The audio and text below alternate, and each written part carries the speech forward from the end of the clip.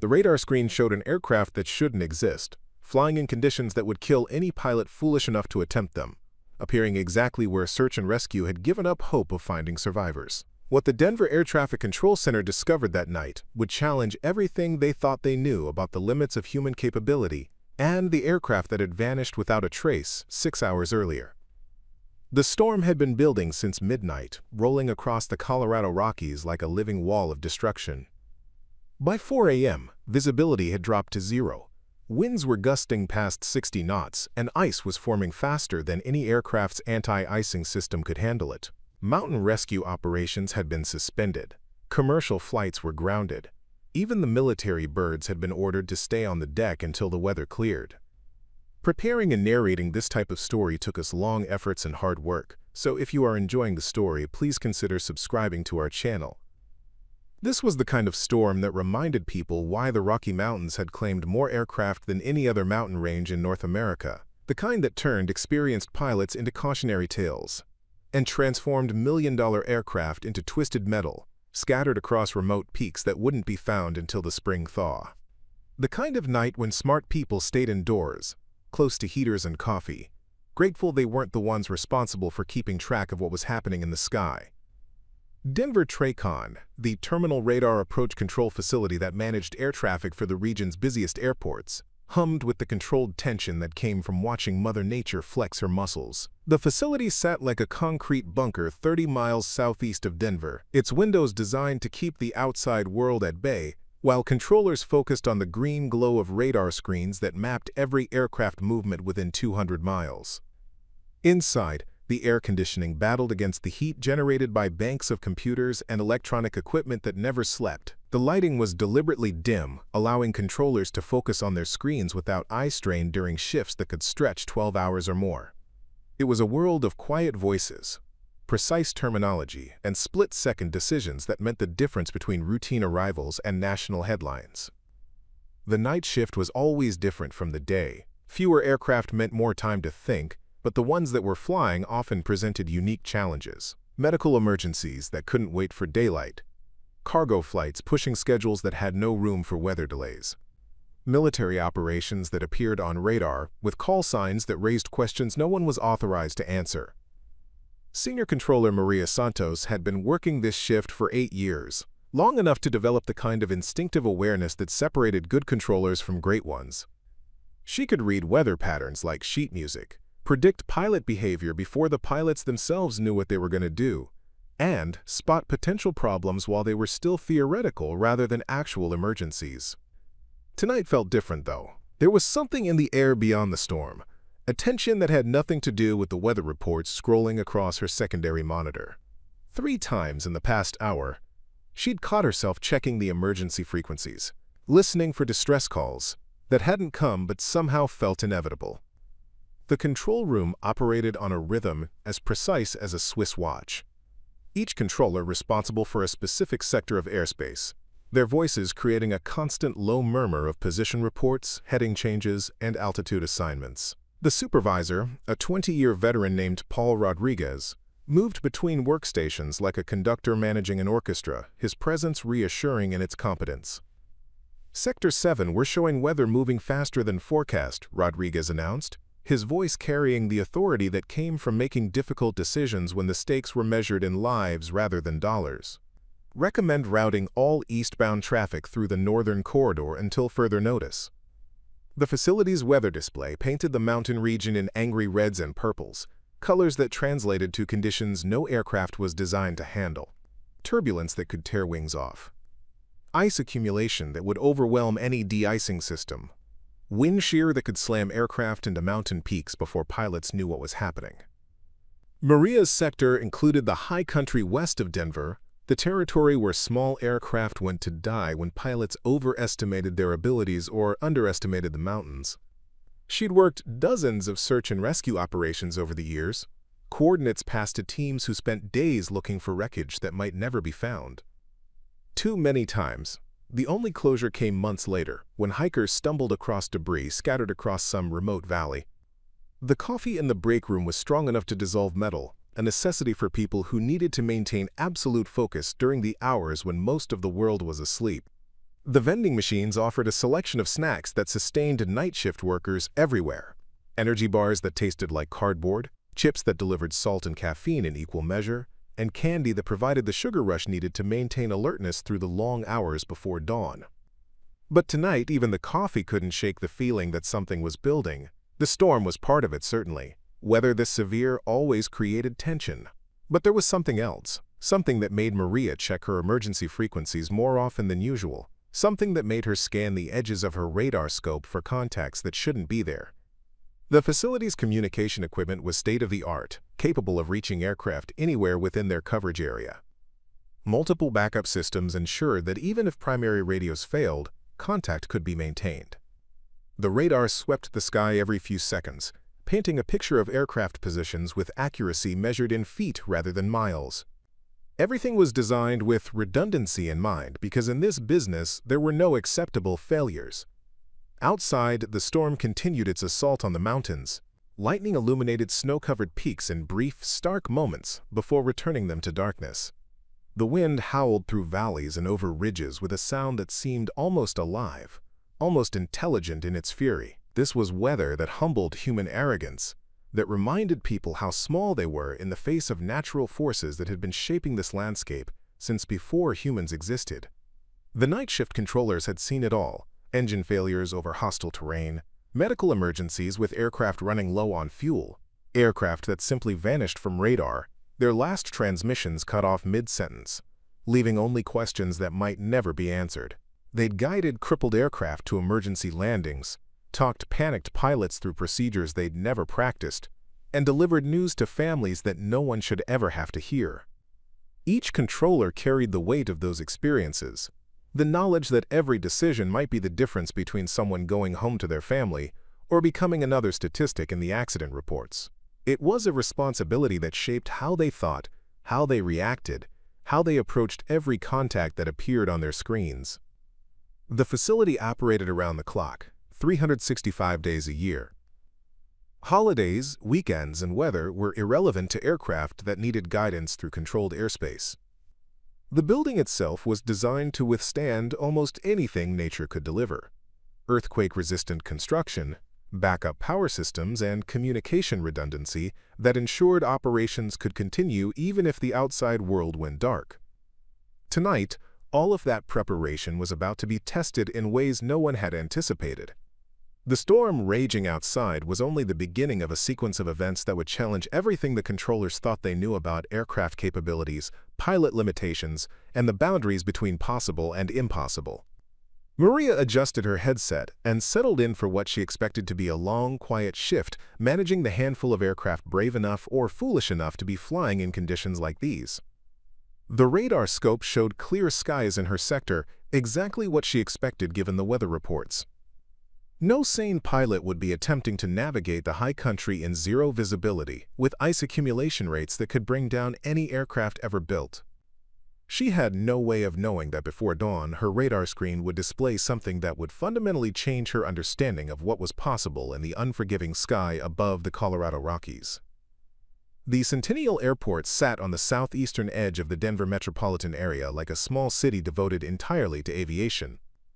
Unlike the massive commercial hub of Denver International, Centennial catered to general aviation, corporate jets, and the kind of pilots who flew because they loved it, rather than because it paid the bills. The facility hummed with constant activity during daylight hours, but as the storm rolled in, the ramp had emptied of everything except aircraft tied down against the wind. Elena Vasquez pulled her rental car into the nearly deserted parking lot at 3:47 a.m., the headlights cutting through driving snow that made the terminal building look like a ghost ship floating in a white sea.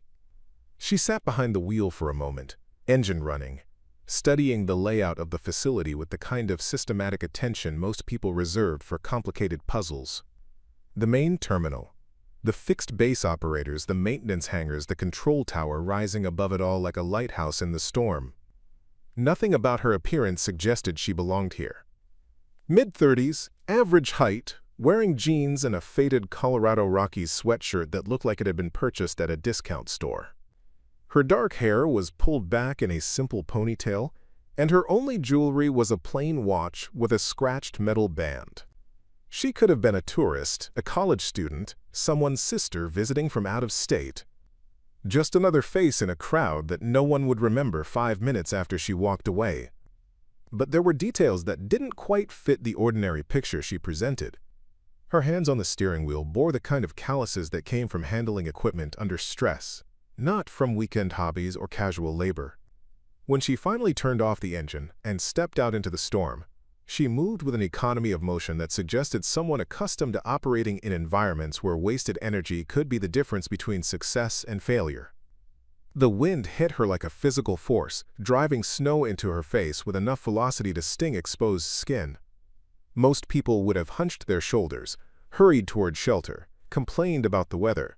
Elena simply adjusted her stride and continued toward the terminal building, her pace neither rushed nor casual, her posture unchanged by the conditions that were keeping seasoned pilots grounded. Inside the terminal, the warmth was almost overwhelming after the brutal cold outside. The building was designed with the comfortable efficiency of a place built by people who understood aviation. From the flight planning tables, near the entrance to the weather displays that provided real-time updates on conditions throughout the region. Normally, the space would be bustling with pilots checking weather, filing flight plans, and engaging in the kind of shop talk that bound the aviation community together. Tonight, it was nearly empty. A security guard dozed in a chair near the main entrance, occasionally stirring when the wind rattled the plate glass windows. A cleaning crew moved through the space with the methodical efficiency of people who took pride in their work, regardless of whether anyone was watching. Behind the main desk, a night manager typed reports on a computer that seemed older than the building itself. Elena approached the desk with the confident stride of someone who belonged there, even though everything about her appearance suggested otherwise. She carried a small duffel bag over one shoulder and a manila folder in her left hand, the kind of everyday items that wouldn't rate a second glance from casual observers.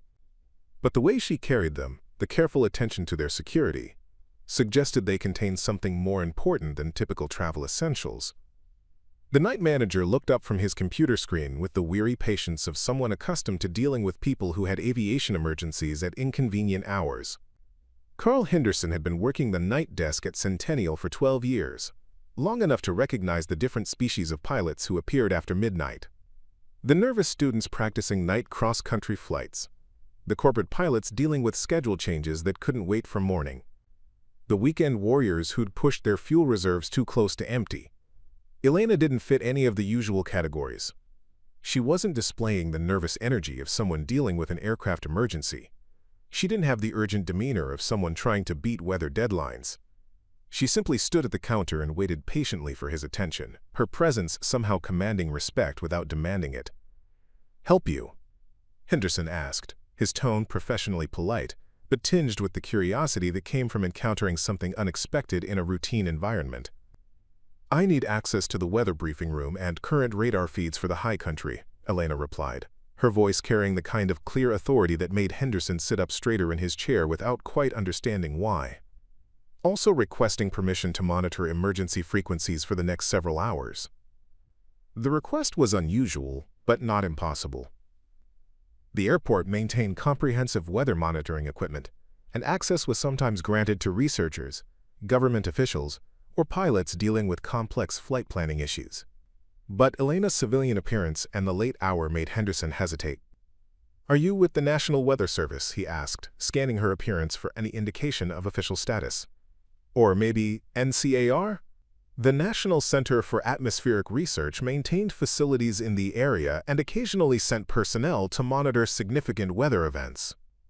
"Private consultation," Elena replied, placing the manila folder on the counter but not opening it. "I have authorization letters here, if you need to verify my credentials." Henderson glanced at the folder, then back at Elena's face. There was something in her eyes that reminded him of the military pilots who occasionally used the facility, a kind of focused intensity that suggested someone accustomed to operating under pressure. But she wasn't wearing a uniform, wasn't displaying any visible rank or service affiliation. The storm outside chose that moment to intensify, driving snow against the windows with enough force to make the building creak. The lights flickered once, then stabilized as the backup systems automatically adjusted to maintain power. In the brief moment of uncertainty, Henderson caught a glimpse of something in Elena's expression that looked almost like anticipation rather than concern. Weather like this, Most people are trying to get away from aviation, Henderson observed, still studying her with the careful attention of someone who'd learned to read people as part of his job. You're the first person I've seen tonight who wants to get closer to it. Elena didn't smile, but something in her posture suggested she understood the irony. Sometimes the weather is exactly where you need to be. The conversation was interrupted by the arrival of another late-night visitor, a pilot Henderson recognized from previous encounters. Jake Morrison flew charter flights for a small operation based at the airport, the kind of pilot who took jobs other people wouldn't consider and somehow made them look routine. He pushed through the terminal doors with snow melting off his jacket, shaking his head at the conditions outside. "Carl, tell me you've got some good news about this weather," Morrison said, unwrapping a scarf that looked like it had been knitted by someone's grandmother. "I've got clients who need to be in Aspen by noon, and they're not taking impossible for an answer." Henderson gestured toward the weather displays that painted the entire region in threatening colors. "Nothing's moving tonight, Jake. Even the airlines are grounded." Morrison studied the displays with the professional eye of someone who'd spent 20 years reading weather like other people read newspapers. The patterns were unmistakable. Severe icing conditions, zero visibility, winds that would challenge the structural limits of most aircraft. The kind of night when the smart money stayed on the ground and waited for better conditions. "Clients are offering triple rate," Morrison said, but without much hope in his voice. "Some kind of emergency meeting they can't reschedule." Elena had been listening to the conversation with the focused attention of someone processing information for later use. When she spoke, both men turned toward her with surprise, having almost forgotten her presence. "What type of aircraft?" she asked, her tone suggesting more than casual interest. Morrison looked her over, taking in her civilian appearance and wondering why someone who looked like a college student was asking about charter aircraft capabilities. "King Air 350, he replied cautiously. "Twin turboprop, certified for known icing but not for conditions like this. Nothing is." Elena nodded, filing the information away with the systematic precision of someone building a mental database. "Passenger capacity?" 8 seats configured for comfort, Morrison answered, still puzzled by her interest. "Why do you ask?" Instead of responding directly, Elena opened her manila folder and extracted a single sheet of paper. She handed it to Henderson, who scanned it quickly before his expression changed to something approaching amazement. Elena from polite professionalism to something approaching reverence. The storm continued its assault on the building, but inside the terminal, the atmosphere had shifted. Elena Vasquez no longer looked like someone who'd wandered in from the snow. She looked like someone who'd arrived exactly where she needed to be, exactly when she needed to be there. Elena reached into her duffel bag and produced a second folder, this one sealed with the kind of security tape that indicated classified or restricted contents. She placed it beside the first document on Henderson's counter, her movements deliberate and unhurried, despite the growing intensity of the storm outside. "I need immediate access to a twin-engine aircraft capable of high-altitude operations in severe weather conditions," she said, her voice carrying the kind of calm authority that made both men forget about her civilian appearance. "Preferably something with modern avionics, redundant systems, and full de-icing capabilities." Morrison laughed, but there was no humor in the sound. "Lady, I don't know what kind of credentials you're carrying, but nobody's flying tonight. The mountains are socked and solid. Winds are gusting past hurricane force, and the ice accumulation rate would bring down a 747. Even if you had a perfect aircraft, which you don't, and perfect weather, which we definitely don't, you'd still be talking about a suicide mission." Elena turned to face him fully for the first time, and Morrison felt something shift in the atmosphere of the terminal. Her expression hadn't changed, but there was something in her eyes that reminded him of the combat pilots he'd known during his own military service, a kind of focused intensity that suggested someone who measured risk differently than most people. "The aircraft specifications I mentioned," Elena continued, as if Morrison hadn't spoken, "would need to include terrain-following radar, enhanced flight vision systems, and preferably synthetic vision technology. Full instrument flight capability with Category 3 approach equipment would be essential."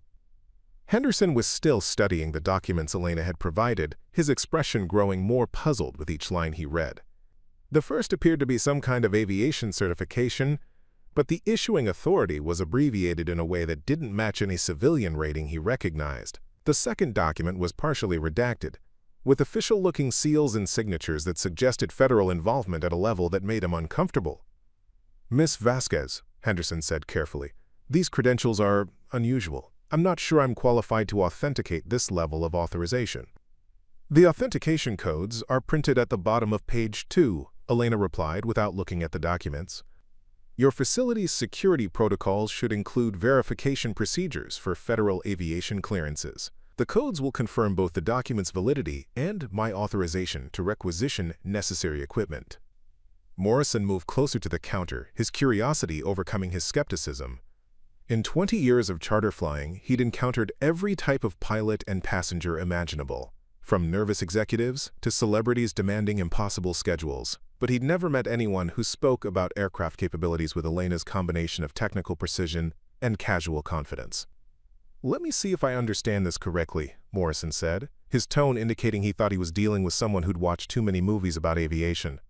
"You want to take a complex aircraft into the worst weather conditions anyone's seen in years, flying through mountain terrain that kills experienced pilots in perfect weather, for reasons you haven't explained to accomplish objectives you won't discuss." Elena nodded once, as if Morrison had summarized something perfectly reasonable. "That's an accurate assessment." The building shuddered as another gust of wind struck it with enough force to rattle the plate glass windows.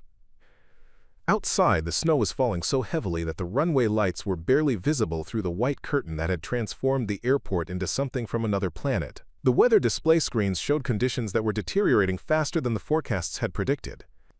Henderson finally located the verification procedures Elena had mentioned, buried in a security manual he'd never had occasion to consult. The process involved calling a federal number and providing the authentication codes, a system designed for situations that supposedly never occurred at civilian airports. His hands trembled slightly as he dialed the number.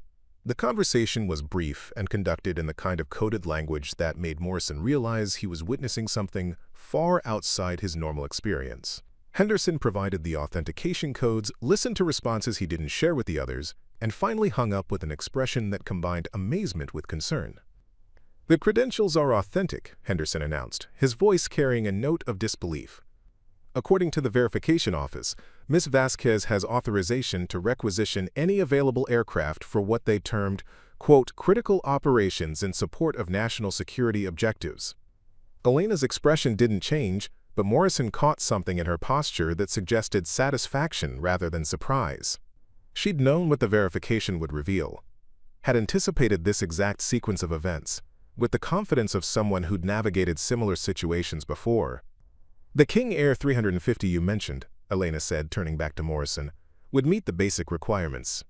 I assume it's equipped with current navigation systems and weather radar?" Morrison nodded reluctantly, still processing the implications of what he'd just witnessed.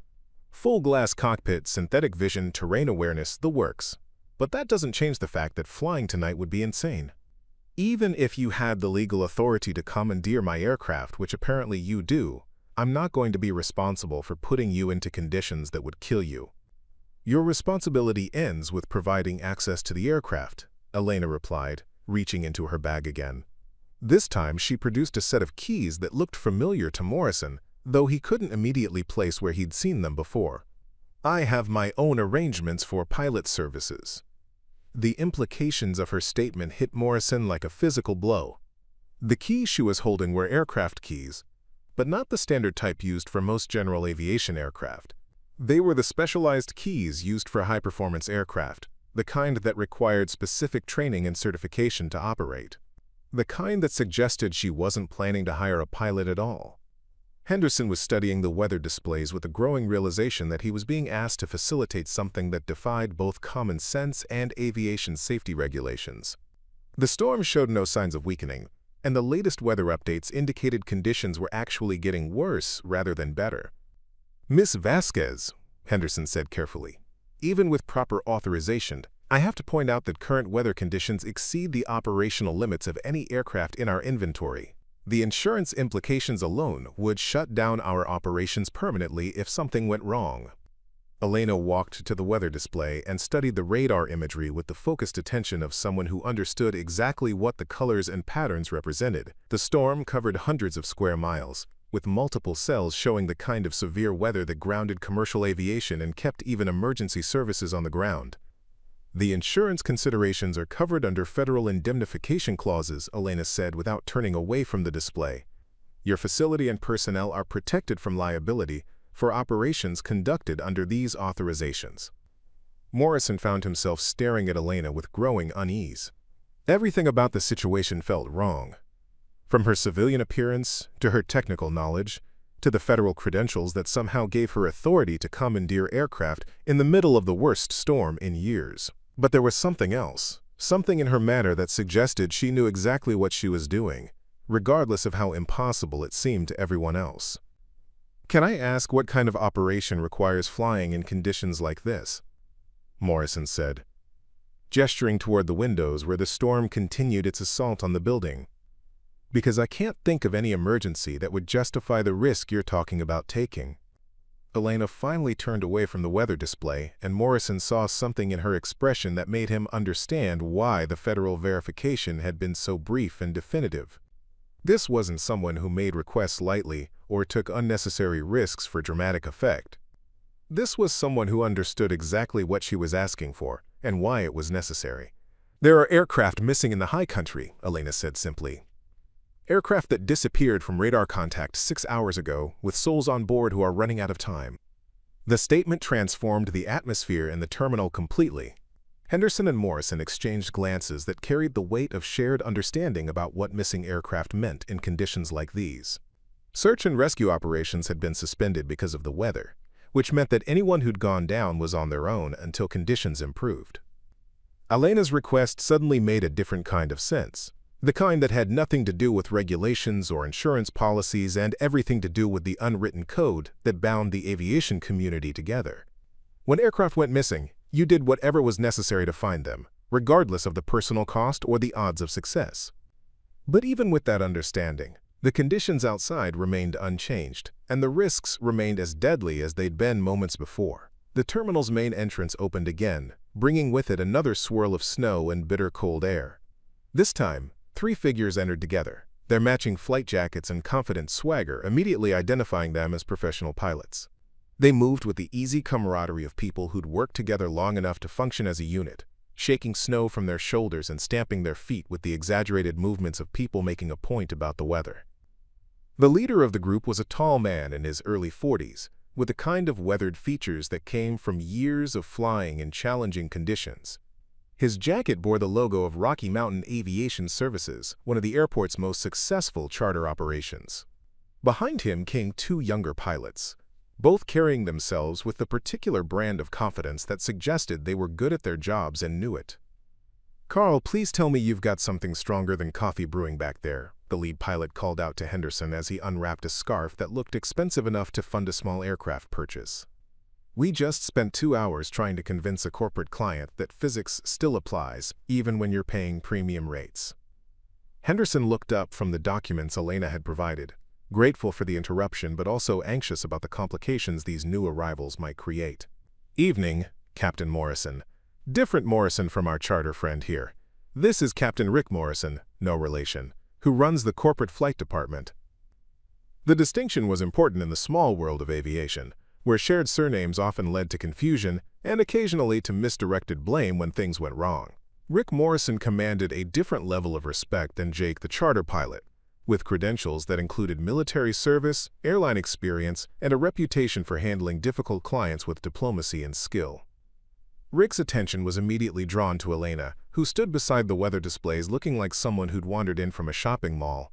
His expression shifted through the predictable sequence of assumptions: confusion about why a civilian was in the operations area during severe weather, mild annoyance at the disruption to what should have been a routine evening of waiting out the storm, and dismissive assessment of someone who clearly didn't belong in a professional aviation environment. "And you are?" Rick asked Elena, his tone carrying the kind of polite dismissal that successful people used when dealing with interruptions they considered beneath their attention. "Elena Vasquez," she replied simply, offering no additional explanation or attempt to establish her credentials through verbal assertion. One of Rick's wingmen, a pilot named Dave Stryker, who'd earned his reputation flying cargo routes through some of the most challenging terrain in North America, looked Elena over with the kind of casual assessment that men in male-dominated professions often applied to women who appeared in their workspace. His conclusion was evidently that she posed no professional threat or interest. "Let me guess," Stryker said with the easy confidence of someone who thought he'd seen every variation of aviation wannabe. You're here researching a book about women in aviation, or maybe shooting a documentary about how dangerous mountain flying can be. Either way, you picked a hell of a night for field research. Elena's expression didn't change, but Henderson noticed something subtle shift in her posture, a barely perceptible adjustment that reminded him of the way experienced fighters prepared for conflict without appearing to move at all.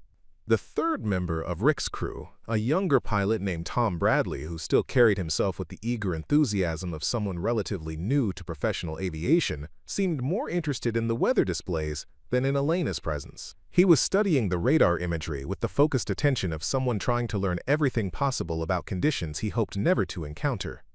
"This storm system is incredible," Bradley said, his voice carrying genuine admiration for the meteorological violence playing out above them. "Look at those wind velocity readings. I've never seen anything like it outside of hurricane data."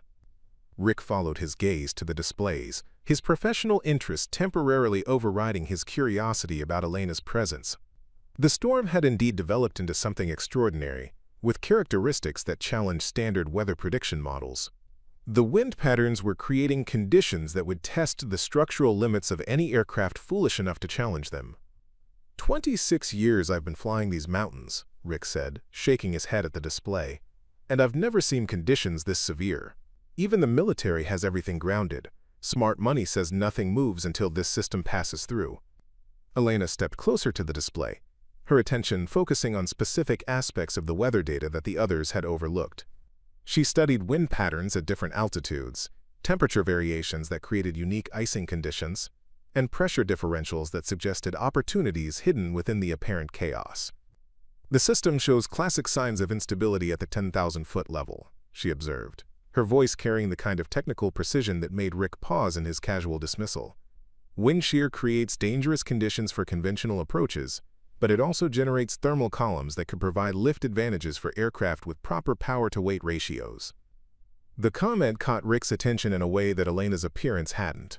Her analysis demonstrated understanding of weather dynamics that went beyond casual observation or textbook knowledge. It suggested practical experience with conditions that most pilots never encountered. "That's an interesting observation," Rick said, his tone shifting slightly toward professional curiosity. "But thermal advantages don't mean much when you're dealing with icing conditions that would overwhelm any aircraft systems within minutes of entering the cloud layer." Elena nodded, acknowledging the validity of his concern while simultaneously studying other aspects of the weather data. Standard de-icing systems would indeed be inadequate for these conditions, but there are techniques for managing ice accumulation through altitude management and airspeed optimization that can extend operational windows beyond normal parameters. Stryker laughed, but there was less humor in the sound than there had been moments earlier. "Techniques, huh? Let me guess. You read about them in some aviation magazine article about extreme weather flying. The reality is that conditions like these kill people, even experienced pilots with thousands of hours in aircraft specifically designed for severe weather operations."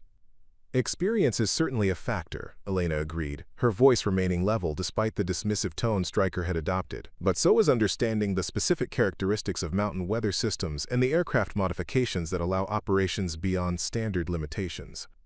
The conversation was drawing attention from other areas of the terminal. The security guard had abandoned his post near the entrance and was listening with the interest of someone who'd heard enough aviation discussions to recognize when things were getting technical.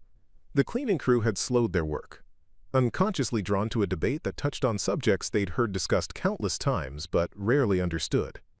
Jake Morrison, the charter pilot who'd been watching Elena with growing confusion since her federal credentials had been verified, found himself studying her with new attention.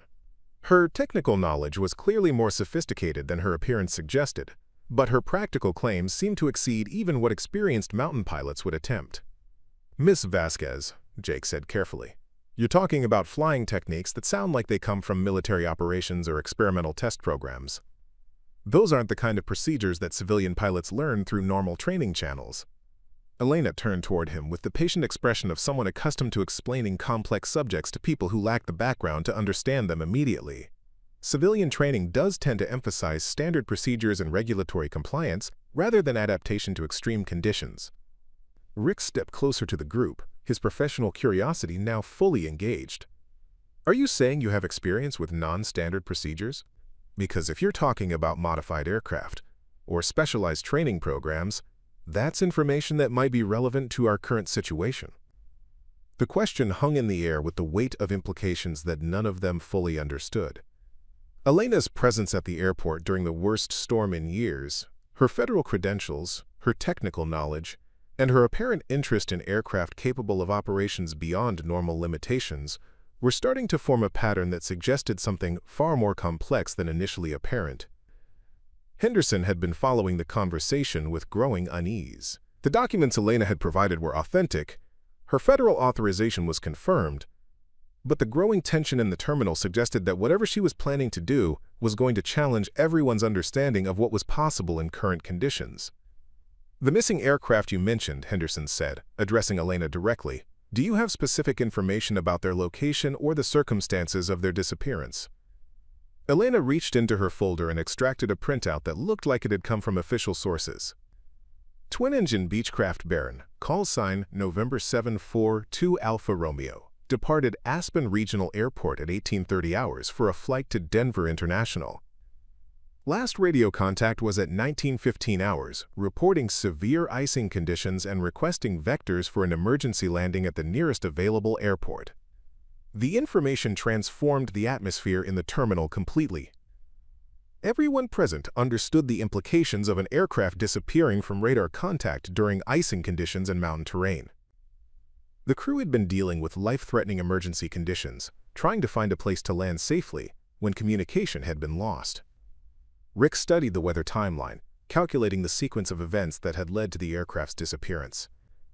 That puts them right in the worst part of this storm system. If they went down in the high country, there's no way search and rescue can reach them until conditions improve. "Which could be days," Stryker added grimly, "and if they survived the initial impact, they won't survive exposure in conditions like these." Elena folded the printout and returned it to her folder with movements that suggested she was preparing to act rather than continuing to discuss options. Time is indeed a critical factor. Rick studied Elena with the calculating expression of someone reassessing a situation that had become more complex than initially apparent. The missing aircraft information had transformed what seemed like a routine weather delay into a potential life-or-death emergency, but that didn't change the fundamental impossibility of flying in current conditions. "Miss Vasquez," Rick said, his tone shifting toward the kind of professional patience that experienced pilots used when dealing with well-meaning civilians who didn't understand the realities of aviation. "I appreciate your concern for the missing crew, but there's a reason search and rescue operations have been suspended. The conditions out there would kill any pilot foolish enough to attempt flight, regardless of their qualifications or intentions." Stryker nodded emphatically, moving closer to the weather display to emphasize his point. "Look at these numbers. Freezing level at 2,000 feet, which means ice accumulation starts the moment you leave ground effect. Winds gusting to 75 knots, with severe turbulence, reported by the last aircraft that managed to land safely 3 hours ago. Visibility 0 in precipitation and blowing snow." Elena listened to their assessment without interruption, her expression remaining neutral as they outlined the dangers she'd presumably failed to consider. Her hands remained folded in front of her, her posture unchanged by their professional dismissal of whatever plan she might have been formulating. Bradley, the younger pilot, felt compelled to add his own analysis to the discussion.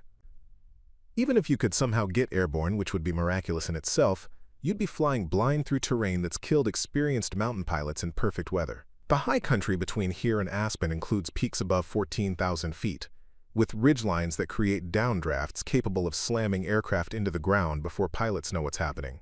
Jake Morrison had been quiet during the exchange, but Elena's federal credentials and technical knowledge had created doubts about the assumptions everyone was making. Still, the weather conditions remained unchanged, and 30 years of mountain flying had taught him when to respect limitations that couldn't be overcome through skill or determination alone.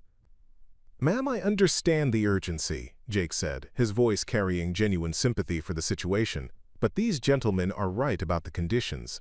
I've flown rescue missions in marginal weather before, and what we're looking at tonight goes beyond marginal, into the realm of impossible." Rick walked to the window and stared out at the driving snow that made the airport look like an alien landscape. Even the runway lights were barely visible through the precipitation, and the wind was strong enough to rock parked aircraft on their tie-downs. The idea of attempting takeoff in such conditions violated every principle of safe aviation he'd learned in 26 years of professional flying. Besides the weather factors, Rick continued, turning back toward the group, there's the question of search parameters. The missing aircraft could be anywhere within a 100-square-mile area of mountainous terrain. Even with perfect conditions and unlimited time, finding a small aircraft in that wilderness would be like locating a specific pebble on a beach. Henderson had been monitoring the conversation while continuing to process Elena's paperwork, but the pilot's assessment matched everything he understood about the situation. The weather conditions were genuinely impossible for flight operations, regardless of who might be requesting aircraft access or why they needed it. Preparing and narrating this type of story took us long efforts and hard work. So if you are enjoying THNE story, please consider subscribing to our channel. Ms. Vasquez, Henderson said, diplomatically, while your federal authorization gives you the legal right to requisition available aircraft, I'm not sure any responsible facility manager would allow operations in conditions that exceed all safety parameters. The liability issues alone would shut us down permanently. Elena's response was to reach into her duffel bag and produce another document, this one bearing seals and signatures that looked even more official than the previous paperwork. She placed it on the counter next to the weather display, her movements deliberate and unhurried, despite the growing opposition to whatever she was planning.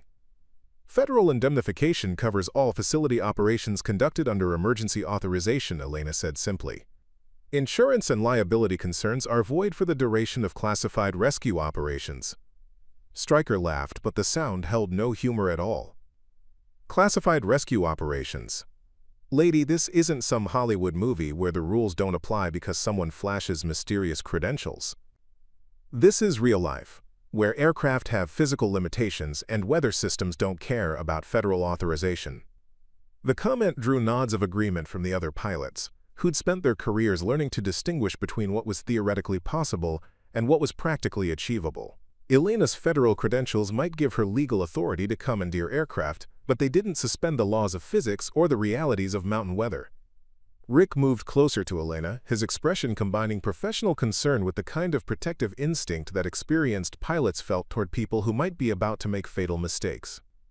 Ms. Vasquez, I don't know what kind of training or experience you have, but flying in conditions like these requires more than federal authorization. It requires aircraft modifications, specialized equipment, and the kind of practical experience that most pilots never acquire. Equipment modifications, Elena repeated, as if the phrase triggered recognition of something important. What specific modifications would be required for operations in severe icing conditions with zero visibility navigation requirements? The question caught Rick off guard, not because it was unexpected, but because it demonstrated understanding of operational requirements that civilian personnel rarely possessed. Elena was asking about specific technical capabilities rather than general aviation concepts, suggesting knowledge that went beyond casual familiarity with aircraft systems. Bradley stepped forward eagerly, pleased to demonstrate his own technical knowledge to what he assumed was an interested civilian. You'd need certified known icing equipment, which means heated pitot tubes, windscreen heating, propeller de-icing systems, and wing boot systems. Plus you'd need terrain-following radar, synthetic vision systems, and probably infrared imaging capability for terrain recognition in zero visibility. Elena nodded, absorbing the information with the focused attention of someone building a mental checklist rather than satisfying curiosity. And power plant requirements for operations at high altitude in severe weather. Twin turboprops minimum, Stryker replied, warming to the technical discussion despite his skepticism about Elena's presence. Something with enough reserve power to handle ice accumulation and altitude requirements. You'd want engines capable of maintaining climb performance even with significant ice loading and the power requirements of all the de-icing systems running simultaneously. The conversation was taking on the character of a technical briefing rather than a debate about flight feasibility, and Elena was asking questions that demonstrated surprisingly sophisticated understanding of the operational challenges involved. Her queries were specific, focused, and revealed knowledge of aircraft systems that impressed even the skeptical pilots. Jake Morrison found himself studying Elena with renewed attention. Her questions weren't random or based on casual curiosity. They suggested systematic evaluation of operational requirements by someone who understood exactly what she was asking about and why the information was important. "Ma'am," Jake said carefully, "those are very specific questions about capabilities that most civilian aircraft don't possess. Are you asking because you're trying to understand why the mission is impossible, or because you're evaluating whether available aircraft meet requirements for a mission you're actually planning to attempt?" Elena's answer was to walk to the window and study the storm with the focused attention of someone analyzing tactical conditions rather than simply observing weather. The wind was howling with enough force to shake the building, and the snow was falling so heavily that visibility was measured in feet rather than miles. When she turned back to face the group, something in her expression had changed.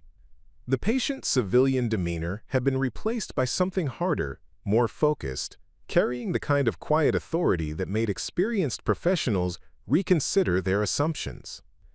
"The aircraft specifications you've outlined would be adequate for the operational requirements," Elena said, her voice carrying a note of finality that suggested the discussion phase was ending. "The question is whether any of those aircraft are currently available for immediate departure."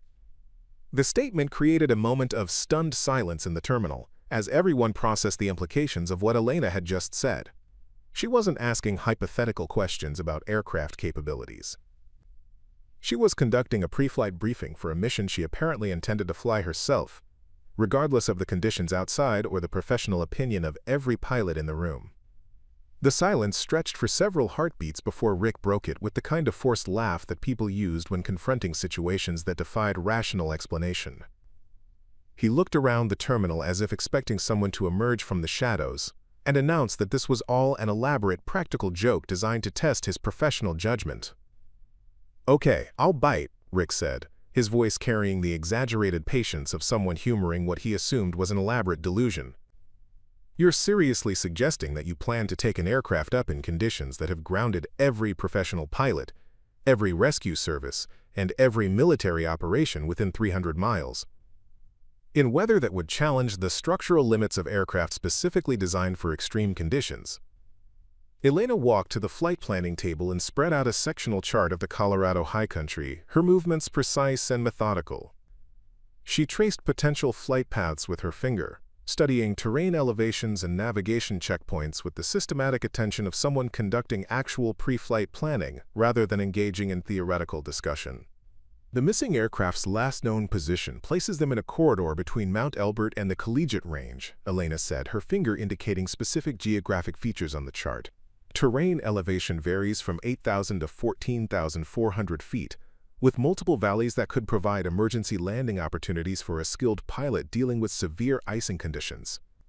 Stryker moved to the table and studied the chart, his expression shifting from dismissive amusement to genuine concern for Elena's mental state. The area she was describing encompassed some of the most challenging terrain in North America, with weather conditions that made instrument approaches difficult even in perfect weather. "Lady, do you have any idea what you're talking about?" Stryker asked, his voice rising with frustration at what he perceived as dangerous ignorance disguised as technical knowledge. "That area includes terrain that's claimed more aircraft than any other region in the continental United States. Even in perfect weather, flying through those mountains requires intimate knowledge of local conditions, terrain patterns, and emergency procedures that take years to develop." Elena continued studying the chart, marking potential search areas with a pencil she'd produced from her jacket pocket. Her annotations were precise, using symbols that followed standard aviation notation conventions, suggesting familiarity with flight planning procedures that impressed Henderson despite his growing confusion about the entire situation. Bradley leaned over the table, studying Elena's markings with the curious attention of someone trying to understand methodology that seemed more sophisticated than her appearance suggested. "These search patterns you're sketching follow standard SAR protocols," he observed, unable to hide his surprise. "Where did you learn search and rescue procedures?" "Various sources," Elena replied without looking up from the chart. Her evasive answer frustrated Bradley, who'd expected either admission of ignorance or explanation of training that would justify her apparent expertise. Jake Morrison had been watching Elena's chart work with growing unease. Her flight planning demonstrated knowledge that went beyond casual familiarity with aviation procedures, but her civilian appearance and reluctance to explain her background created contradictions that didn't resolve into any coherent explanation. Ms. Vasquez, Jake said, his tone shifting toward the kind of serious concern that experienced pilots reserved for situations that might become dangerous. Flight planning is one thing, but actually executing a mission in these conditions requires practical experience with mountain weather, terrain navigation, and emergency procedures that civilian pilots rarely encounter. Are you claiming to have that kind of background? Elena folded the chart and returned it to the planning table, her movements suggesting someone completing necessary preparations rather than engaging in academic exercise. Experience is certainly relevant to mission success, she acknowledged, offering no specific details about her own qualifications. The non-answer irritated Rick, who'd spent the conversation trying to understand whether Elena was delusional, ignorant, or operating from knowledge she wasn't sharing. Her federal credentials were apparently authentic. Her technical questions demonstrated sophisticated understanding of aircraft systems, but her evasive responses about her own background created doubts about her actual capabilities. "Look, Ms. Vasquez," Rick said, his patience finally wearing thin, "I don't know what federal agency you represent or what kind of authority those credentials give you, but commanding aircraft and actually flying them are completely different skills. If you're serious about attempting this mission, you need to explain exactly what qualifications you have that would justify risking not only your own life, but potentially compromising any rescue operations that might be possible when conditions improve." Elena's response was to walk to the window again, but this time she studied the storm with different focus, analyzing wind patterns and precipitation characteristics rather than simply observing general conditions. Her concentration was intense, professional, suggesting someone gathering information for immediate use rather than casual assessment. The cleaning crew had abandoned any pretense of working, and were listening to the conversation with the fascinated attention of people witnessing something unprecedented. The security guard had moved closer to the group, his training making him unconsciously alert to potential situations that might require intervention. Henderson found himself caught between his official responsibilities and growing curiosity about Elena's actual intentions. Her federal authorization was legitimate, her technical knowledge was impressive, but the mission she seemed to be contemplating exceeded any reasonable definition of achievable objectives. "Ms. Vasquez," Henderson said diplomatically, "even assuming you have the legal authority to requisition aircraft and the technical knowledge to plan complex missions, the practical question remains whether any pilot qualified to attempt operations in these conditions would be available on such short notice." Elena turned from the window with an expression that suggested she'd reached some kind of decision based on her analysis of current conditions. "Pilot availability won't be an issue," she said simply. The statement created another moment of confused silence as everyone processed the implications of what Elena had just said. She wasn't looking for a pilot to fly the mission she was planning. She was apparently planning to fly it herself. Despite having provided no evidence of aviation experience beyond technical knowledge that could have been acquired through academic study. Tom Bradley was the first to voice what everyone was thinking. "Ma'am, with all due respect, flying complex aircraft in severe weather conditions requires thousands of hours of practical experience, specific type ratings, and familiarity with aircraft systems that can't be learned from textbooks or briefings. Are you claiming to have pilot credentials that would qualify you for this kind of operation?" Elena reached into her duffel bag again, this time producing a small leather wallet that looked worn enough to have seen considerable use. She opened it to reveal what appeared to be pilot certificates and ratings, but held it at an angle that prevented the others from reading specific details. "Credentials are current and appropriate for the mission requirements," Elena said, closing the wallet before anyone could examine it closely. Rick stepped closer, his professional curiosity now fully aroused by Elena's continued evasiveness about her background. "May I see those certificates? Because if you're actually planning to attempt flight in these conditions, I need to verify that you have ratings appropriate for the aircraft type and weather conditions involved." Elena returned the wallet to her bag without offering it for examination. "The verification procedures you need are contained in the federal authorization documents. My qualifications have been confirmed through appropriate channels." The response frustrated every pilot in the room, who understood that aircraft operations were based on demonstrated competence rather than bureaucratic authorization. Elena's reluctance to provide specific details about her flying experience created suspicions that she might be overestimating her own capabilities in ways that could prove fatal. Stryker shook his head with the exasperated expression of someone who'd reached the limits of patience. "This is insane. We're talking about flying conditions that would challenge the most experienced mountain pilots in the country, and you won't even show us basic pilot certificates. Either you're qualified for this mission, in which case you should be proud to demonstrate your credentials, or you're not qualified, in which case you're contemplating suicide. Elena's composure remained unchanged throughout the confrontation, but her silence about her background was creating an atmosphere of increasing tension in the terminal. The missing aircraft situation provided legitimate urgency, but her mysterious qualifications and evasive answers were raising questions about whether she represented a solution to the emergency or an additional problem that would require intervention. The terminal's atmosphere had become charged with the kind of tension that preceded either breakthrough or breakdown, when fundamental assumptions were challenged and people were forced to choose between familiar skepticism and uncomfortable possibilities. Elena stood at the center of this growing conflict, her calm demeanor unchanged by the mounting pressure from pilots who questioned both her qualifications and her sanity. Henderson had been quietly observing the entire exchange while continuing to process Elena's paperwork, but something had begun nagging at his consciousness, a collection of small details that didn't quite fit the picture everyone was constructing about her. The way she'd handled the sectional chart suggested practical familiarity with flight planning procedures. Her questions about aircraft modifications had been too specific, too focused to come from casual study. And there was something about her posture, her bearing, that reminded him of the military pilots who occasionally used the facility. Jake Morrison was studying Elena with the careful attention of someone trying to solve a puzzle that had too many missing pieces. Her technical knowledge exceeded what civilian personnel typically possessed, but her evasive answers about her background created contradictions that didn't resolve into any coherent explanation of who she was, or why she'd appeared at their airport during the worst storm in years. "Miss Vasquez," Jake said, his tone shifting towards something approaching respect despite his continued skepticism, "I've been flying these mountains for 30 years, and I've learned to recognize when someone knows more than they're sharing. Your questions tonight have been too precise, too focused on specific operational requirements to come from textbook knowledge.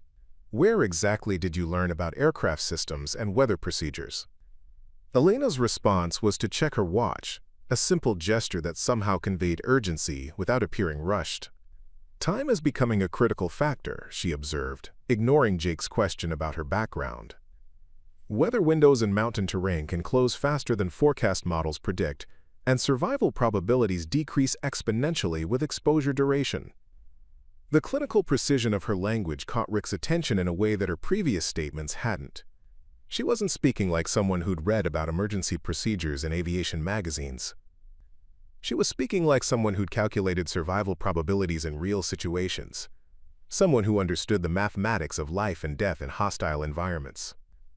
Bradley had been studying Elena's chart work during the conversation, and something about her annotation techniques was troubling him. The symbols she'd used followed standard search and rescue protocols, but they also included modifications that suggested experience with specialized operations beyond civilian search and rescue procedures. "The search patterns you marked on that chart," Bradley said, his voice carrying genuine curiosity rather than skepticism, "some of those symbols aren't from standard SAR manuals. They look like military notation systems. Are you familiar with military search and rescue procedures?" Elena turned toward him with the patient expression of someone accustomed to answering questions without revealing information. "Various agencies use different notation systems for operational planning," she replied, offering a technically accurate answer that provided no useful information about her actual background. The security guard, whose name tag identified him as Marcus Webb, had been listening to the conversation with growing interest. 20 years of working night shifts at airports had taught him to recognize different types of people, and Elena didn't fit any of the categories he'd learned to identify. She wasn't nervous like people dealing with travel emergencies. She wasn't excited like aviation enthusiasts visiting facilities. She wasn't frustrated like passengers dealing with weather delays. She carried herself with the kind of controlled awareness that Webb associated with law enforcement officers or military personnel, people who'd been trained to assess situations systematically and respond to threats before they became critical. But she was dressed like a college student and carrying civilian credentials that didn't match her professional demeanor. Webb had served in the Army before taking his current job, and something about Elena's bearing reminded him of the special operations personnel he'd encountered during his military service. They'd possessed the same quality of controlled stillness, the ability to remain completely composed while processing information that might determine life or death outcomes. "Ma'am," Webb said, stepping closer to the group, "I couldn't help but notice you've been standing here for over an hour without showing any signs of fatigue or stress, despite the fact that you're apparently planning to fly into conditions that have these experienced pilots concerned for your safety. That kind of composure usually comes from specific types of training." Elena acknowledged Webb's observation with a slight nod, but offered no explanation for her apparent calm in a situation that would stress most people beyond their comfort zones. Her silence about her background was becoming as notable as anything she'd actually said. Henderson had found something else in Elena's paperwork that deepened his confusion about her identity and purposes.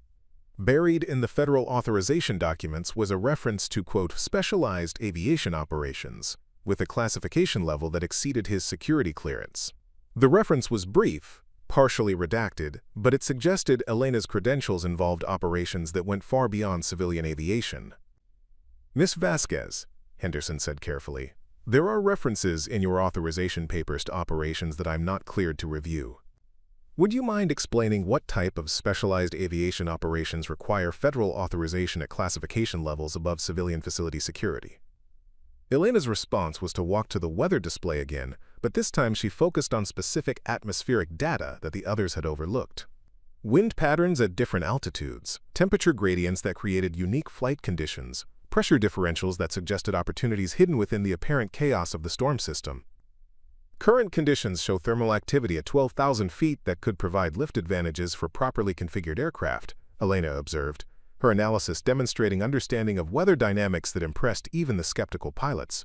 Wind shear patterns suggest stable air masses above 15,000 feet, which would allow navigation above the worst turbulence zones. Rick moved to the display and studied the data Elena was referencing, his expression shifting toward professional interest despite his continued doubts about her qualifications. Her weather analysis was sophisticated, focusing on details that experienced mountain pilots learned to recognize through years of practical experience. "That's accurate," Rick admitted reluctantly, "but it doesn't address the fundamental problems of takeoff and landing in zero visibility conditions, or the icing issues that would affect any aircraft climbing through the cloud layers to reach those altitudes." Elena nodded, acknowledging his concerns while continuing to study atmospheric data with focused intensity.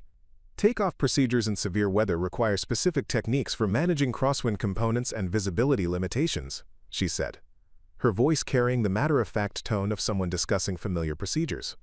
Landing approaches in zero visibility conditions require synthetic vision systems and terrain-following radar for safe navigation to minimums. Stryker shook his head with growing frustration at Elena's apparent expertise in subjects that should have been beyond civilian knowledge. "You're talking about procedures that military and test pilots learn through specialized training programs. Where exactly did you acquire knowledge about extreme weather flying techniques?" The question hung in the air with increasing weight, as everyone in the terminal realized that Elena's technical knowledge consistently exceeded what her appearance and civilian status suggested she should possess. Her evasiveness about her background was becoming more significant than her actual statements about aircraft capabilities and mission planning. Jake Morrison had been studying Elena's hands during the conversation, and he'd noticed something that the others had missed. Her fingers bore the kind of calluses that came from handling aircraft controls under stressful conditions, not from casual flying or recreational aviation. They were the hands of someone who'd spent serious time in cockpits, managing complex aircraft in challenging situations. "Miss Vasquez," Jake said quietly, "you have pilot's hands. Those calluses come from thousands of hours on flight controls, the kind of time that professional pilots accumulate over years of intensive flying. But you're carrying civilian identification and won't discuss your aviation background. That combination doesn't make sense unless there's something about your experience that you're not sharing with us." Elena's composure remained unchanged, but something in her eyes suggested that Jake's observation had touched on information she wasn't prepared to discuss in the current setting. The terminal's back entrance opened quietly, admitting a figure who moved with the deliberate care of someone accustomed to assessing situations before announcing their presence. Colonel Sarah Mitchell, recently retired from the Air Force's 24th Special Operations Wing, had come to the airport to check on aircraft she kept hangared at Centennial. The storm had created concerns about structural damage to facilities throughout the region. Mitchell's appearance immediately commanded a different kind of attention than the previous arrivals had generated. She wore civilian clothes, but everything about her bearing announced military experience to anyone trained to recognize such things. Her posture, her systematic visual sweep of the terminal, the way she positioned herself to observe the ongoing conversation while maintaining tactical awareness of exits and potential threats. She was in her early 50s, with graying hair and the kind of weathered features that came from years of flying in hostile environments. Her jacket bore no military insignia, but the worn leather flight jacket suggested thousands of hours in cockpits, and her boots showed the particular type of wear that military pilots acquired during years of pre-flight inspections and aircraft operations. Mitchell's attention was immediately drawn to Elena, not because of her civilian appearance or the heated discussion surrounding her, but because of something else entirely. As Elena turned to address another question from Rick Morrison, Mitchell caught sight of something that made her freeze in recognition. Behind Elena's left ear, partially concealed by her ponytail but visible when she moved her head at certain angles, was a small tattoo. Most people would have dismissed it as decorative, perhaps artistic. But Mitchell recognized it immediately as functional, rather than aesthetic. It was a mark of identification for personnel who operated in environments where traditional identification couldn't be carried. The design was elegant in its simplicity, a stylized aircraft silhouette surrounded by a ring of stars, with numbers below so small they were almost invisible unless you knew to look for them. Mitchell had seen similar marks exactly 4 times during her military career, each time on personnel whose operations existed in the classified margins of official military activities. More telling than the tattoo itself was the additional marking Mitchell could barely make out, a small lightning bolt intersecting the aircraft's silhouette, crossed by what appeared to be a horizontal line. The combination was specific to a unit that officially didn't exist, whose operations were denied by multiple government agencies, whose personnel disappeared into civilian life with backgrounds that couldn't be verified through normal channels. Mitchell felt her breath catch as the implications of what she was seeing settled into her consciousness. The woman the other pilots were dismissing as a delusional civilian was carrying identification that placed her among the most highly trained and experienced military aviators in the world. Elena's evasive answers about her background suddenly made perfect sense. Her technical knowledge, her calm demeanor under pressure, her systematic approach to mission planning, and her apparent confidence in her ability to fly in impossible conditions all aligned with what Mitchell knew about personnel from that particular unit. The 160th Special Operations Aviation Regiment trained pilots to operate in conditions that would kill conventional aviators, using aircraft modified for capabilities that exceeded normal performance parameters. Their operations were conducted in environments where failure meant death, where success depended on skills that pushed both human and machine capabilities to theoretical limits. But more specifically, the lightning bolt modification to Elena's tattoo indicated something even more specialized. Mitchell had heard rumors about a subunit within the 160th that handled operations requiring capabilities beyond even special operations standards. Personnel who flew missions that were too classified to acknowledge, too dangerous to discuss, too successful to commemorate. The woman standing in front of her, being lectured by civilian pilots about the dangers of mountain flying in severe weather, was likely one of perhaps 20 individuals worldwide who possessed the training and experience necessary to attempt the mission she was apparently planning. Mitchell approached the group with the measured pace of someone who understood exactly what she was interrupting. Her presence immediately shifted the dynamic in the terminal, not because she announced her authority, but because everything about her bearing commanded respect from people who understood military professionalism. "Excuse me," Mitchell said, her voice carrying the kind of quiet authority that made everyone turn toward her without question. "I couldn't help but overhear the discussion about weather conditions and aircraft capabilities." Elena turned toward Mitchell, and for the first time since arriving at the terminal, something in her expression suggested recognition rather than patient tolerance. The two women studied each other with the focused attention of professionals assessing capabilities and determining whether the other person represented ally, threat, or neutral observer. "Colonel Mitchell," Elena said quietly, her tone carrying the unmistakable cadence of military courtesy despite her civilian appearance. The exchange of recognition lasted only seconds, but everyone in the terminal noticed the shift in atmosphere. Elena had finally encountered someone whose background she acknowledged, someone whose presence required a different level of respect than she'd shown to the civilian pilots who'd been questioning her qualifications. Mitchell nodded once, a precise military acknowledgement that confirmed her identification and suggested shared understanding of protocols that the others weren't cleared to know about. "Captain," she replied, the single word carrying implications that transformed everyone's understanding of who Elena actually was. Rick Morrison looked between the two women with growing confusion. The formal military courtesy they displayed toward each other suggested ranks and affiliations that didn't match Elena's civilian appearance or her reluctance to discuss her background. "Colonel," Rick said carefully, "do you know Miss Vasquez? Because we've been trying to understand her qualifications for a mission that, frankly, seems impossible given current weather conditions." Mitchell's response was to walk to the weather display and study the conditions with the professional eye of someone who'd flown in similar circumstances. Her analysis was quick, systematic, focusing on the same atmospheric details that Elena had identified earlier. "Current conditions are severe," Mitchell acknowledged, "but not beyond the operational parameters for specialized aircraft operated by personnel with appropriate training and experience." She turned back toward Elena with an expression that combined respect with concern. "The question is whether such aircraft are available and whether the mission justifies the risks involved." Elena's response was to produce the document containing information about the missing aircraft, offering it to Mitchell with the same formal precision she'd used in their initial exchange. "Twin-engine Beechcraft Baron, 4 souls on board, disappeared from radar contact 6 hours ago while dealing with severe icing conditions in the high country." Mitchell studied the information quickly, her expression shifting through the same sequence of calculations that every experienced pilot performed when assessing search and rescue probabilities. Time factors, weather conditions, terrain characteristics, survival chances, and the operational requirements for any rescue attempt. "4 souls," Mitchell repeated, the military terminology confirming that she understood exactly what Elena was contemplating. "Time critical, terrain challenging, weather beyond civilian operational limits." Elena nodded once, the gesture carrying the weight of shared understanding between two professionals who'd operated in environments where such calculations determined whether people lived or died.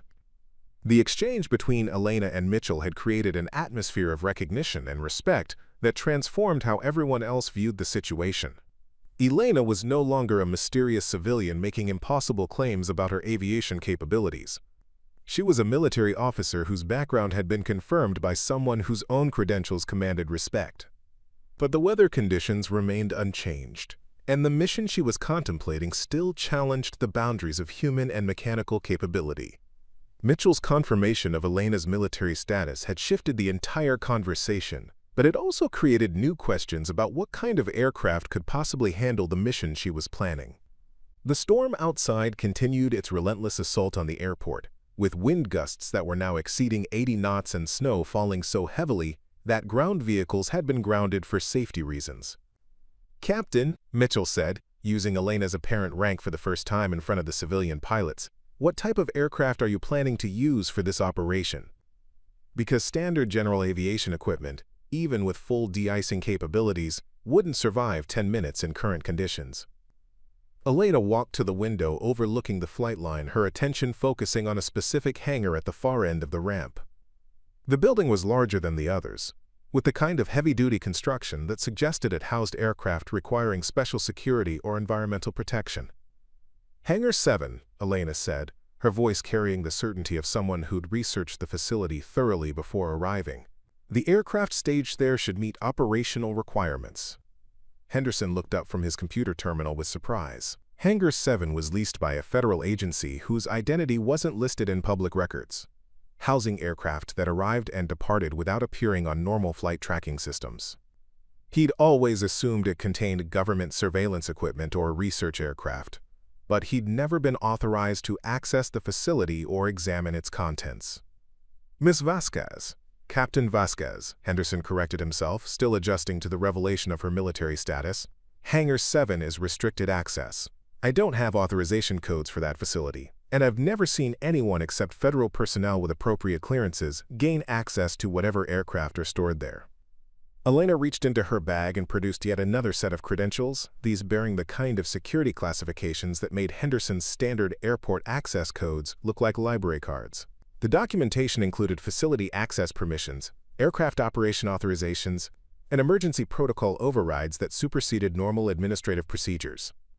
Access codes are included in the federal authorization package, Elena said, handing Henderson a sealed envelope that bore warnings about unauthorized disclosure of classified information. Aircraft specifications and operational capabilities are outlined in the technical appendix. Rick Morrison had been watching this exchange with growing amazement at the depth of preparation Elena had demonstrated throughout the evening. Her federal credentials weren't just emergency authorizations hastily arranged for a rescue mission. They represented systematic planning for operations that had been anticipated and prepared for in advance. "How long have you been planning this?"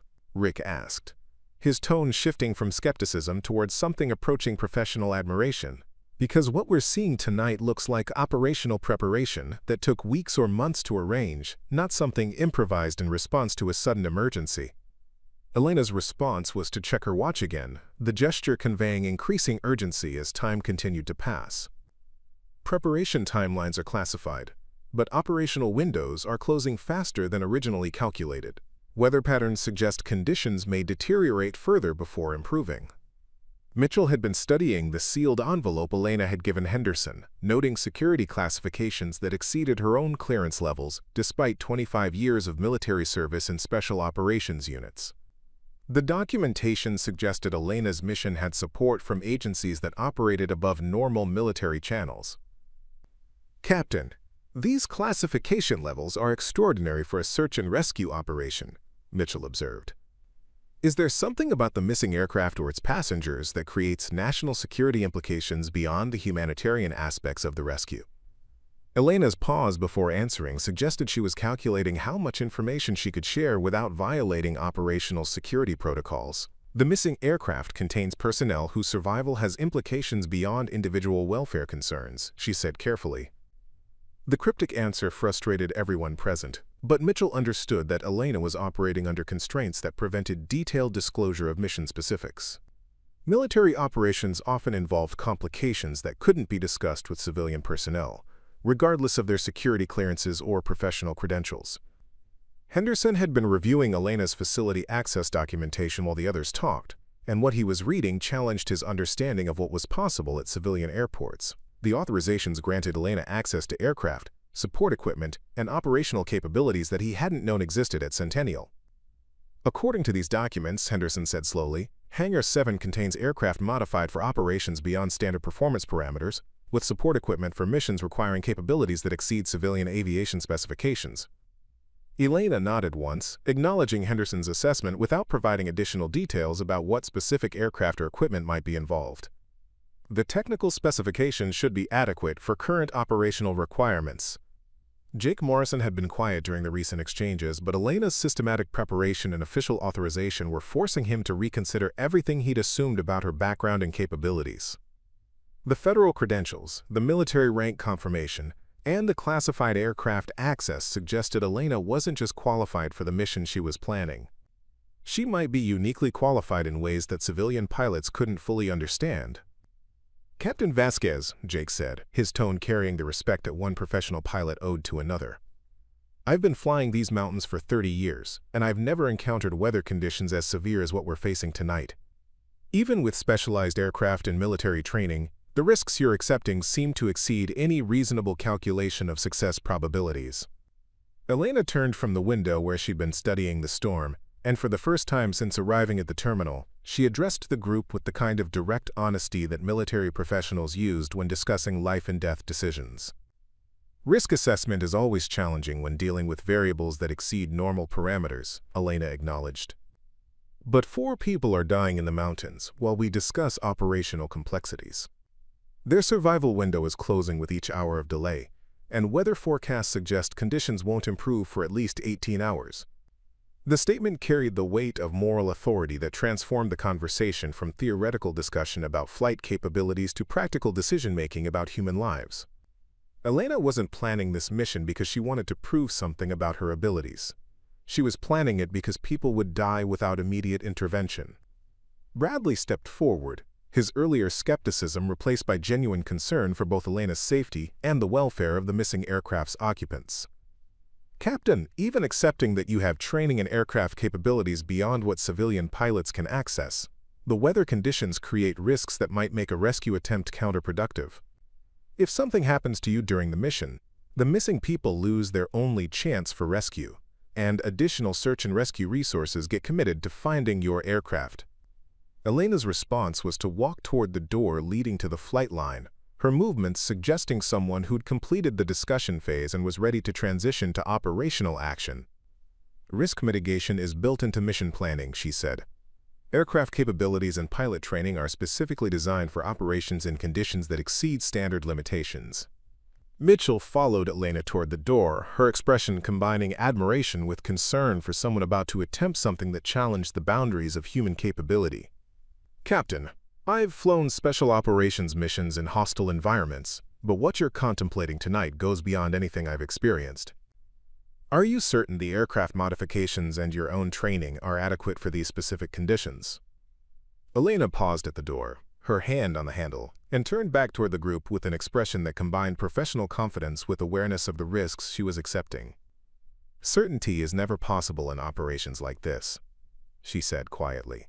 But the alternative is accepting that 4 people will die while we wait for perfect conditions that may never come. With that statement, she pushed through the door into the howling storm, leaving the others to follow or remain behind as they chose. The storm hit them like a physical wall the moment they stepped outside, wind-driven snow stinging exposed skin with the force of tiny projectiles. Elena moved through the brutal conditions with the steady pace of someone accustomed to operating in environments that challenged human endurance, while the others struggled to maintain their footing on ice-covered pavement. Mitchell stayed close behind Elena, her military training allowing her to match the younger woman's pace despite the hostile conditions. The other pilots followed at a distance, their civilian experience providing little preparation for the kind of weather that was keeping emergency services grounded throughout the region. Hangar 7 loomed out of the swirling snow like a fortress, its massive steel doors secured with electronic locks that required the kind of high-level authorization Elena carried. She approached the access panel with the confident movements of someone who'd used similar systems before, entering codes from memory rather than referring to documentation. The locks disengaged with mechanical precision, and the hangar doors began to slide open with the smooth operation of equipment maintained to military specifications. As the interior became visible, Henderson felt his breath catch in recognition of something that challenged his understanding of what civilian airports were supposed to contain. The aircraft inside wasn't anything he recognized from standard aviation catalogs. It looked like a helicopter, but the design incorporated elements that suggested capabilities far beyond conventional rotorcraft. The fuselage was sleeker than civilian helicopters, with angles and surfaces that seemed designed to minimize radar reflection. The rotor system appeared more complex than standard configurations, with additional components that suggested enhanced performance capabilities. Most telling were the modifications that covered virtually every surface of the aircraft. Sensors, communication equipment, and systems that Henderson couldn't identify transformed what might have been a standard helicopter into something that looked more like military hardware than civilian aviation equipment. "Jesus Christ," Rick whispered, his voice barely audible above the wind. "What the hell is that thing?" Elena walked directly to the aircraft without answering, conducting a systematic pre-flight inspection with the automatic efficiency of someone who'd performed the same routine countless times. Her examination was thorough but rapid, checking systems and components with the focused attention of someone whose life would depend on mechanical reliability. Mitchell recognized the aircraft type, though she'd never seen one configured with quite this level of modification. It was built on the platform of a military helicopter, but enhanced with capabilities that exceeded standard special operations equipment. The kind of aircraft that existed in the classified margins of military aviation, whose performance specifications weren't discussed in official publications. "That's a Stealth Hawk variant," Mitchell said quietly, her voice carrying the awe that came from recognizing equipment she'd only heard described in classified briefings. "I didn't know any civilian facilities had access to aircraft like that." Elena completed her exterior inspection and moved to the cockpit, her movements suggesting familiarity with systems that most pilots would need extensive training to operate. The instrument panel was unlike anything in civilian aviation, with displays and controls that appeared designed for operations requiring capabilities beyond standard flight parameters. Jake Morrison stood in the hangar entrance, studying the aircraft with the confused expression of someone trying to reconcile what he was seeing with everything he thought he understood about aviation. The modifications were clearly military in origin, but the aircraft was housed at a civilian airport and apparently available for operations that bypassed normal military command structures. "Captain Vasquez," Jake called out, his voice competing with the wind that continued to howl through the partially open hangar doors. "That aircraft represents technology that I didn't know existed outside of classified military programs. How do you have access to equipment like that?" Elena looked up from the cockpit where she'd been running startup procedures, her expression carrying the patient tolerance of someone accustomed to explaining complex situations to people who lacked appropriate clearances. "Aircraft specifications are adequate for current mission requirements," she replied, offering technical assessment rather than explanation of authorization procedures. The non-answer frustrated Jake, but Mitchell understood that Elena was operating under constraints that prevented detailed discussion of classified capabilities. Military personnel with her apparent level of clearance couldn't discuss operational details with civilian personnel, regardless of their professional credentials or legitimate curiosity. Henderson had been studying the support equipment visible in the hangar, noting systems that suggested capabilities for operations requiring self-sufficiency under hostile conditions. Fuel systems, maintenance equipment, and communication gear that exceeded anything normally available at civilian facilities. "The infrastructure requirements for operating aircraft like that," Henderson said, thinking aloud rather than asking specific questions, "would exceed what most military bases maintain for special operations units." Elena had completed her cockpit preparation and was now conducting system checks that involved equipment Henderson didn't recognize. The displays showed information in formats that appeared designed for operations requiring capabilities beyond normal flight parameters, with data presentations that suggested mission-specific configurations. Bradley approached the aircraft cautiously, his civilian flying experience providing no preparation for equipment that challenged his understanding of what was possible in rotorcraft design. "Captain, the rotor system configuration on that aircraft doesn't match anything I've seen in civilian or standard military helicopters. What kind of performance capabilities does it have?"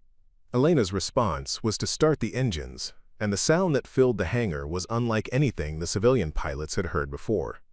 Instead of the characteristic whop of conventional helicopter rotors, the aircraft produced a quieter, more controlled sound that suggested engineering designed to minimize acoustic signatures. As the aircraft systems came online, the true extent of its capabilities became apparent through the sophisticated displays and communication equipment that activated automatically. This wasn't just a modified helicopter. It was a platform designed for operations that existed in the classified margins of military capability. The aircraft lifted off the hangar floor with impossible smoothness, rising vertically without the unstable hover characteristics that marked conventional helicopters.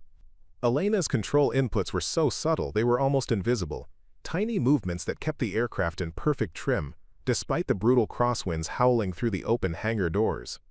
What happened next challenged everything the watching pilots thought they understood about rotorcraft capabilities.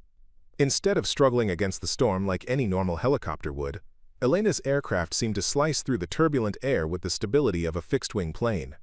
The rotor system adapted automatically to wind conditions, adjusting blade angles and rotation speeds faster than human reflexes could manage. Mitchell pressed herself against the hangar wall, watching in stunned silence as Elena maneuvered the aircraft through conditions that should have made controlled flight impossible. The crosswinds were gusting past 80 knots, creating downdrafts and wind shear that would have slammed conventional helicopters into the ground within seconds of attempting takeoff. Elena's aircraft not only remained stable but actually seemed to be using the wind patterns to its advantage, riding the thermal columns and pressure differentials like a surfer, working with ocean swells rather than fighting against them. The flight control systems were clearly far more sophisticated than anything in civilian or standard military aviation. "That's not possible," Rick said, his voice barely audible above the engine noise. "No helicopter can maintain controlled flight in winds like these. The physics don't work." Through the cockpit windows, they could see Elena working with instrument displays that showed information no civilian pilot had ever encountered. Terrain mapping systems painted three-dimensional pictures of the mountain landscape ahead, with weather overlay data that revealed wind patterns, temperature gradients, and atmospheric conditions in real-time detail.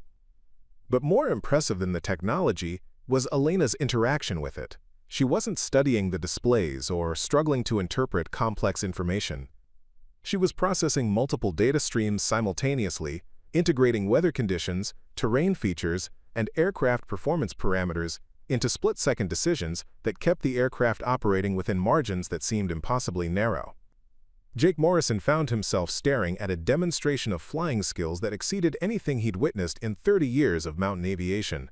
Elena wasn't just surviving in the storm, she was navigating through it with the precision of someone who understood atmospheric dynamics at a level that bordered on instinctive. The aircraft's navigation systems were painting a course through the high country that followed valleys and ridgelines with GPS precision, but Elena was making constant micro-adjustments based on real-time weather conditions. She was reading wind patterns, pressure changes, and thermal activity that weren't visible on any instrument, using skills that came from experience in environments where such knowledge meant the difference between mission success and catastrophic failure.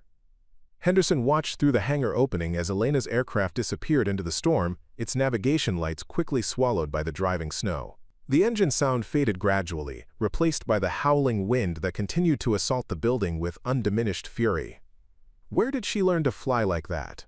Bradley asked, his voice carrying genuine awe rather than skepticism. "Because what we just witnessed goes beyond anything they teach in any flight training program I've ever heard of." Mitchell had been quiet during Elena's departure, but her expression suggested recognition of capabilities she'd heard described but never seen demonstrated. "That level of skill comes from operations that officially don't exist," she said quietly. "The kind of missions where pilots learn to fly in conditions that would kill anyone else, because the alternative is mission failure with consequences that can't be accepted." The aircraft's radar signature had already disappeared from the airport's tracking systems, not because of equipment failure, but because Elena's aircraft was designed to operate below detection thresholds. Whatever mission she was flying, it required capabilities that exceeded standard military equipment. Rick had been studying the weather displays during Elena's departure, noting atmospheric conditions that continued to deteriorate rather than improve.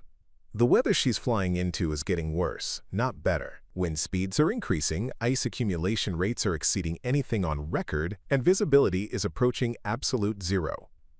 Mitchell nodded grimly, understanding the implications of Elena's decision to launch despite worsening conditions. She calculated the survival window for the missing aircraft and determined that waiting for better weather would eliminate any chance of finding survivors.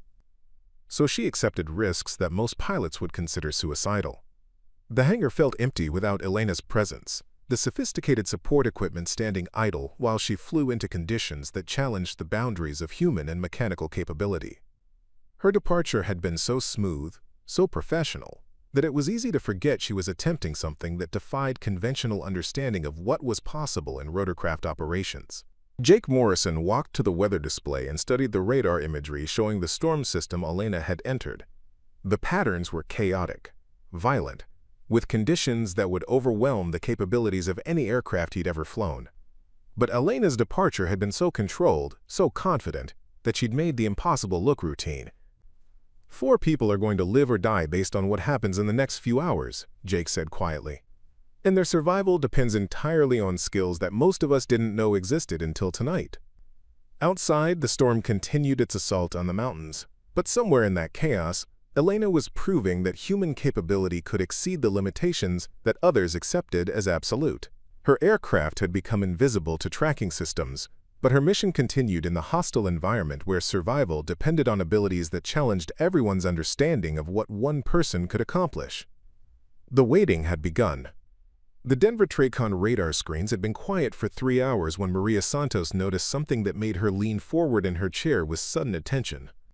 A contact had appeared at the edge of her scope, flying through terrain that should have been impossible to navigate in current weather conditions. The aircraft's signature was faint, barely registering on equipment designed to track conventional helicopters, but it was definitely there, moving through mountain valleys with the precision of someone who knew exactly where they were going despite zero visibility conditions. "Paul, are you seeing this?" Maria called to her supervisor, her voice carrying the controlled excitement of someone who'd witnessed something unprecedented. "I've got an aircraft contact in Sector 7 flying through terrain that's been declared unsurvivable by every rescue service in the state." Rodriguez moved to Maria's workstation and studied the radar display, his expression shifting from skepticism to amazement as he processed what the screen was showing. The aircraft was maintaining steady flight through mountain passes that experienced pilots avoided even in perfect weather, navigating with GPS precision through terrain that had claimed dozens of aircraft over the years. "How is that possible?" Rodriguez whispered, watching as the contact continued its methodical progress through the high country. "Nothing should be able to fly in those conditions, especially not with the kind of control we're seeing." The radar signature continued its systematic search pattern, covering areas where the missing Beechcraft Baron might have gone down. Whoever was flying had calculated probable crash sites and was conducting a professional search operation despite weather that had grounded every other aircraft in the region. 2 hours later, the same radar contact appeared again, but this time it was flying a direct course toward Denver International Airport. More significantly, the aircraft's transponder was now broadcasting an emergency code that indicated passengers requiring immediate medical attention. Elena's aircraft appeared through the storm like a ghost materializing from impossible conditions, its navigation lights cutting through driving snow that had reduced visibility to mere feet. The landing was executed with the same impossible precision she'd demonstrated during takeoff, settling onto the helipad with mechanical smoothness despite crosswinds that should have made controlled approach impossible.